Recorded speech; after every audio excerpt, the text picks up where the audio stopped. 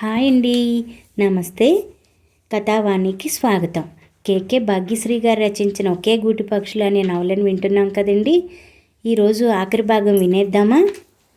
అప్పుడప్పుడు శివ, మానస ఒకరికొకరు తారసపడుతూ ఉంటారు. ఒకరి ముఖాల్లోకి ఒకరు చూసుకుంటూ ఉంటారు, కానీ పలకరించుకోరు. శివ తన కేసు చూసే చూపుల్లో అపరాధ భావన కనిపిస్తోంది. వీరిద్దరూ అలా అపరిచితుల్లా ప్రవర్తిస్తుంటే బాలుకి బాధ అనిపిస్తుంది. వారు అలా కావడానికి తనే కారణమేమోనని తన మీద తనకే కోపం వస్తుంది. అది నిజం కాదని అతడికి తెలుసు. ఒక పక్క ఇందు కార్తీక్ కోసం కళ్ళు కాయలు కాచేలా ఎదురు చూస్తోంది. అతడు అమెరికాలో ఉన్న అతడి మనసు మాత్రం ఆమె చుట్టూనే పరిభ్రమిస్తూ ఉంది. ఇద్దరి మధ్యన మానసికంగా దగ్గరతనాన్ని పెంచేందుకు సెల్ ఫోన్లు, ఇంటర్నెట్ యథాశక్తి మేర కృషి చేస్తూనే ఉన్నాయి. గతంలో ఇంటర్వ్యూకి అటెండ్ అయిన ఉద్యోగానికి సెలెక్ట్ అయ్యావంటూ కాల్ లెటర్ వచ్చినా జాయిన్ అవ్వలేదు ఇందు. ఎలాగూ పెళ్లి చేసుకుని దూరంగా వెళ్ళిపోతావు, ఉన్న కాసిన నెలలు ఉద్యోగం పేరుతో దూరంగా ఉండడం దేనికి అంటూ ఆమె ఉద్యోగంలో చేరడానికి అంగీకరించలేదు జానకి. అందరూ ఆనందంగానే ఉన్నారు, కానీ మానస మాత్రం బయటకు గాంభీర్యం నటిస్తూ ఎంత హుందాగా ఉండాలని ప్రయత్నిస్తున్నా ఆమె మనసులోనే ఆవేదన బాలు పసిగడుతూనే ఉన్నాడు. శివలో కూడా ఇదివరకటి ఉత్సాహం కానరావడం లేదు. నిజానికి బాలు, మానసల మధ్య గల స్నేహం అతడు ఊహించిన టైపు కాదని అతడికి తెలుసు. కానీ తన అక్క ప్రవర్తించిన వైఖరి తలుచుకున్నప్పుడల్లా అతడు విచక్షణను కోల్పోతాడు. అందుకే ఆ రోజు బాలుతో సరదాగా మాట్లాడుతున్న మానసను చూస్తే అతడికి చిరాకు అనిపించింది. ఆమె కూడా తన అక్కలాగే ఈ ఆలోచనకే వణికిపోయిన అతడు కాస్త ముందు చూపుతో వ్యవహరించాలని ప్రయత్నించి ఆవేశంతో మానసను హెచ్చరించాడు. కానీ మానస అతడి మాటలకు ఒప్పుకోలేదు. వ్యవహారం మొత్తం బెడిసికొట్టింది. మానస ఎదురుపడినప్పుడల్లా అతడిలో ఏదో ఆవేదన. తనను చూసి అపరిచితుల్లా తప్పుకుంటున్న మానసను చూస్తే తాను చేసిన తప్పేంటో అతడికి తెలిసొస్తోంది. సుందరమ్మ సైతం అతడి ముఖం కాల్చి మంగళహారతి పాడింది. మానసను కలిసి క్షమాపణలు కోరాలని అనిపించినా పురుషుడికి సహజ సిద్ధంగా ఉండే అహంభావం అతన్ని పని చేయనివ్వడం లేదు. ఒక్క క్షణం అనాలోచితంగా అడుగు ముందుకేసి మాట తూలితే ఎంత అనర్థం వనగొరుగుతుందో ప్రత్యక్షంగా తెలుసుకున్నాడు శివ. చేతులు కాలేక ఆకులు పట్టుకుంటే ప్రయోజనం ఏమిటి? బాలుగారు హడావుడి పడుతూ లోపలికి వచ్చింది విరజ.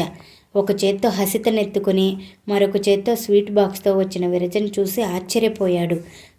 బాబు, ముందు స్వీట్ తీసుకోండి. ఇవాళ నాకెంత ఆనందంగా ఉందో నేను చెప్పలేను అంది విరజ సంతోషంగా. అందమైన ఆమె ముఖం మరింత అందంతో, ఆనందంతో మెరిసిపోతోంది ఆ క్షణం. హసిత బాలుని చూసి అంకుల్ అంటూ చుట్టుకుపోయింది. ఏంటి విరజ, అంత సంబరపడిపోతున్నావు? ఎనీ స్వీట్ న్యూస్ అడిగాడు బాలు స్వీట్ తీసుకుంటూ. అవును, నా జీవితంలో అత్యంత ఆనందకరమైన రోజు ఈరోజే చెప్పింది విరజ మెరిసే కళ్ళతో. ఇది ఆనందకరమైన రోజు ఎందుకయిందో మాకు చెప్తే మేము సంతోషిస్తాం కదా. విరజ స్వరం విని మానస వచ్చింది. ఈరోజు కోర్టులో తీర్పు వెలువడింది. ఆ దుర్మార్గుడి నుండి నాకు చట్టబద్ధంగా విముక్తి లభించింది. అవును, నాకు విడాకులు లభించాయి. ఇప్పుడు నేను స్వేచ్ఛాజీవిని. ఎంత దాచుకున్నా దాగని ఆనందం నిండి ఉంది విరజ మాటల్లో. కంగ్రాట్స్, మానస, బాలు ఒకేసారి చెప్పారు. మానసకి ఈ సంగతి పొద్దున్నే తెలిసింది. తీర్పు వెలువడిన వెంటనే లాయర్ ఆంటీ ఆమెకు ఫోన్ చేసి చెప్పింది. విరజ నోటే ఈ వార్త విందామని తనకు తెలియనట్లే ప్రవర్తించింది మానస. ఇదంతా మీ ఇద్దరి తోడ్పాటు వల్లనే జరిగింది బాలుబాబు. ఫ్రస్ట్రేషన్తో బిడ్డను చంపి నేను చద్దామనుకున్నాను. కానీ నా ప్రయత్నాన్ని అడ్డుకొని నాకు ధైర్యం నూరిపోసి బతుకు మీద ఆశ కల్పించారు మీరు. నాతో పాటు నా బిడ్డను చేరదీసి దానిలో అవకరాన్ని రూపుమాపారు. నాలాంటి విధివంచితురాలందరికీ మీలాంటి గొప్ప మనసున్న వ్యక్తులు అండ దొరికితే ఎంత బాగుంటుంది గద్గాధికంగా అంది విరజ. భగవంతుడు మనకి ఈ మానవ జన్మ ప్రసాదించింది సాటివారికి సహాయపడమని. ప్రతి మనిషిలోనూ భగవంతుడు ఉంటాడు. అందరిలో ఆయన్ను దర్శించి వాళ్ళకి సేవ చేస్తేనే ఈ జన్మకి సార్థకత బాలు చెప్పాడు ఉద్వేగంగా. అన్నట్లు బాలు, ఈరోజు పేపర్ చూసావా అడిగింది మానస హఠాత్తుగా. చూడలేదు మానస. ఏం? అప్పుడప్పుడు పనిలో పడి పేపర్ చూడటం మర్చిపోతూ ఉంటాడు బాలు. ఆ సంగతి తెలిసే అడిగింది మానస. మన దేశం నుండి ఆస్కార్ అవార్డుల కోసం స్మైలీ పింకీ అనే లఘు చిత్రం నామినేట్ అయింది తెలుసా? ఎగ్జైట్ అవుతూ చెప్పింది మానస. ఆహా, నిరాసక్తంగా అన్నాడు బాలు. అందులో అంత ఎగ్జైట్ అవ్వడానికి ఏముందో అతడికి బోధపడలేదు. ఆహా అని అంత సింపుల్గా తేల్చేయకు. ఇంతకీ ఆ చిత్ర కథాంశం ఏంటో తెలుసా? మానస ప్రశ్నించింది. తెలీదు. అది కూడా నువ్వే చెప్పి పుణ్యం కట్టుకో నవ్వాడు బాలు. విరజ కూడా ఆసక్తిగా వినడం మొదలుపెట్టింది. ఇది పింకీ అనే 6 ఏళ్ల పాపకు సంబంధించిన యథార్థ గాథ. గ్రహణం మొర్రితో బాధపడుతూ సమాజంలో హీనంగా చూడబడుతున్న ఆ పాపకి పంకజ్ అనే సామాజిక కార్యకర్త ఉచితంగా సర్జరీ చేయించి ఆ పాపకి కొత్త జీవితం ప్రసాదిస్తాడు. ఆశ్చర్యంగా లేదు? అతడిలాగే నువ్వు హసితకు వ్యాటే కోయిన్సిడెన్స్ మానస అంది విస్మయంగా. బాలు కళ్ళు పెద్దవయ్యాయి. సమాజంలో మంచితనం ఇంకా మిగిలే ఉందని చెప్పడానికి తార్కాణం ఈ ఉదాంతం. విరజ కూడా విస్తుపోయి వింటోంది. బాలియే కనుక తన జీవితంలో కలవకపోయి ఉంటే హసితకు కూడా ఆ బాలికలా అందరి చేత చిత్కరింపబడి ఉండేదా? ఆ ఊహకే ఒళ్ళు జలతరించింది. వెంటనే బాలు పాదాలు పట్టుకుంటూ, నిజం బాలుబాబు, మీరు దేవుళ్ళలాంటి వ్యక్తి. నువ్వే గనక పూనుకోకపోతే నా పాప, నా హసిత ఈ స్వేచ్ఛ సమాజంలో ఒక గౌరవప్రదమైన స్థానం నాకు దక్కి ఉండేది కాదు. ఇది మీరు ప్రసాదించిన జీవితం మీకే అంకితం చేయాలని నా కోరిక, విరజ చెప్పింది తీవ్రమైన భావ సంచలనానికి లోనవుతూ. బాలు, మానస దిగ్భ్రాంతికి లోనయ్యారు. గబుక్కున బాలు తన పాదాలు వెనక్కి లాక్కున్నాడు. విరజ వద్దన్నట్లుగా చూసింది. నేనింత నిర్లజ్జగా నా మనసులో మాట చెప్పినందుకు వింతగా ఉంది కదా బాలుబాబు. భర్త అంటే ఎలా ఉండాలో తెలియని వయసులో ఇల్లాలనయ్యాను. ఆ భర్త రాక్షసుడిగా మారి నాకు నరకం చూపిస్తే నా బతుకును బలవంతంగా ముగించుకోవాలనుకున్నాను.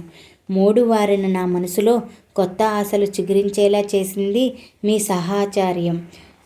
అందుకే ఎప్పటికీ ఇది శాశ్వతమై నిలిచి ఉండాలని తపిస్తున్నాను. కన్నీటి అలలు అలుముకున్న నయనాలతో బాలు వైపు ఆరాధనగా చూసింది విరజ. బాలు నివ్వెరవుగా పోయి చూస్తూనే ఉన్నాడు. విరజ మనసులో తన పట్ల ఏదో భావన ఉందని తెలుస్తూనే ఉంది ఇన్నాళ్లుగా. కానీ ఆమె ఇంత త్వరగా బయటపడుతుందనుకోలేదు. మానస కూడా చేష్టలు దక్కి నిలబడిపోయింది. అప్పుడప్పుడు విరజ బాలు పట్ల ప్రదర్శిస్తున్న కృతజ్ఞతను గమనిస్తూనే ఉంది. కానీ అది ప్రేమభావంగా రూపుదిద్దుకుందని గ్రహించుకోలేకపోయింది. బాలు అలా ట్రాన్స్లో ఉన్నట్లుగా నిలబడిపోవడం చూసిన విరజ విరక్తిగా నవ్వుకుంది. ఒక బిడ్డ తల్లిగా నేను మీ చేయి అందుకోవాలని ఆశించడం అత్యాశే. నాకు ఇది కూడదు. కానీ నేను నా మనసును కంట్రోల్ చేసుకోలేకపోయాను. మీకు ఇష్టం లేకపోతే క్షమించండి, కానీ నన్ను హీనంగా మాత్రం తలవకండి. నా జీవితంలో నేను మళ్ళీ స్థానం కనిపించాలనుకున్నది కేవలం మీకు మాత్రమే. కళ్ళు తుడుచుకుంటూ హసితను తీసుకుని బయటకు వెళ్ళిపోయింది విరజ. ఆగు విరజ, అప్రయత్నంగానే ఏకవచనంతో పిలిచాడు బాలు. గుమ్మం దాటబోతుందల్లా ఆగిపోయింది విరజ. మానస విచిత్రంగా చూడసాగింది బాలు వైపు, విరజ వైపు మార్చి. బాలుకి ఏదేదో చెప్పాలని ఉంది. ఇన్నాళ్ళు విరజ తన తలుపుల్లో చోటు చేసుకుంటోందెందుకా అని తెగ ఆలోచించేవాడు. ఆమె సమక్షం తనకెంతో హాయిగా అనిపిస్తుందని భావించేవాడు. కానీ ఆమెలో ఉత్పన్నమైన అలజడి సృష్టిస్తున్న ప్రేమభావమే తనలోనూ నెలకొని ఉందని తెలుసుకోలేకపోయాడు. ఒక బిడ్డకి తల్లైతేనేం విరజ లాంటి మంచి అమ్మాయిని చేపట్టగలిగిన తాను అదృష్టవంతుడు. ఆలస్యం అమృతం విషం అన్నారు పెద్దలు.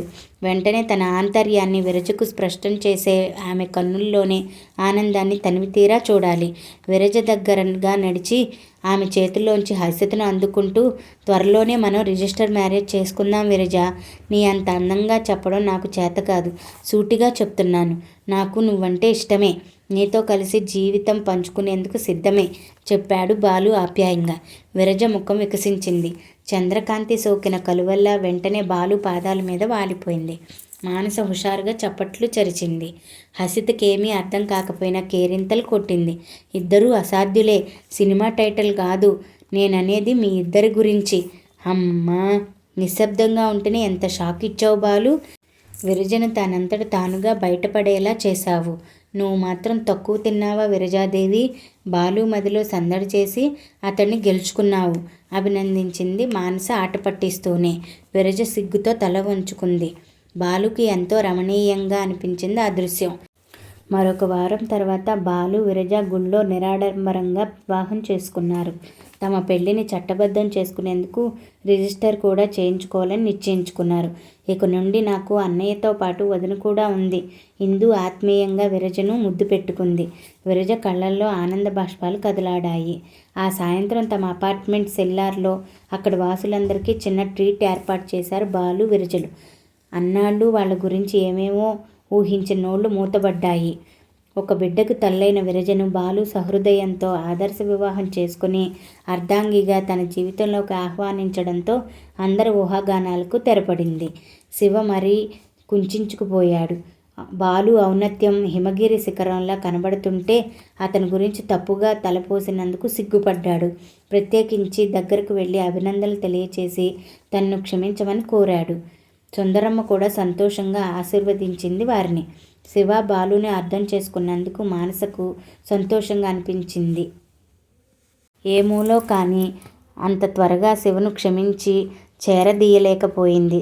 దెబ్బతిన్న ఆమె హృదయం.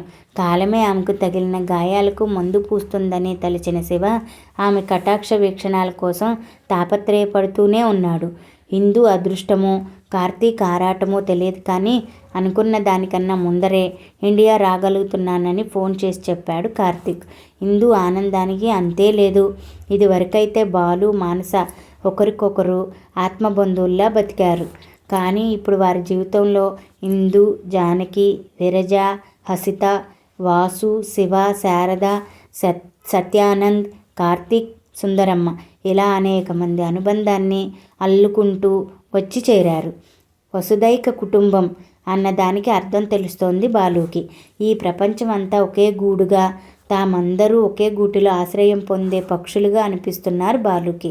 అతడు చేయాలనుకున్న మంచి పనులకు వీరందరి సహకారం లభిస్తోంది. తాననుకున్నది సాధించడానికి ఆప్తులందరితో కలిసి అడుగు ముందుకేస్తున్నాడు బాలు. అతడి ఆశయ సాధనకు చేయూతనిచ్చే అర్ధాంగిగా సంతృప్తికరమైన జీవితం దొరికింది విరజకు. స్నేహానికి చక్కటి నిర్వచనంలా నిలబడిన వాళ్ళకి తోడ్పడుతుంది, మనశ్శాంతిని పొందుతోంది మానస. ఆమె ఎప్పటికైనా తనను కరుణించకపోతుందా అని ఆకాంక్షిస్తూ ఆమె పిలుపు కోసం నిరీక్షిస్తున్నాడు శివ. వీళ్ళందరి అనుభవాలను తనలో కలుపుకుంటూ ముందుకు సాగిపోతుంది కాల ప్రవాహం. నవల సమాప్తం అండి. Thank you for watching. Please subscribe for more stories.